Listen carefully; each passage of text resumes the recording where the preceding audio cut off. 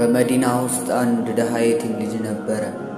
ይህ ልጅ የአትክልት ስፍራውን ሲያጥር አንድ የተምር ዛፍ አገደችው።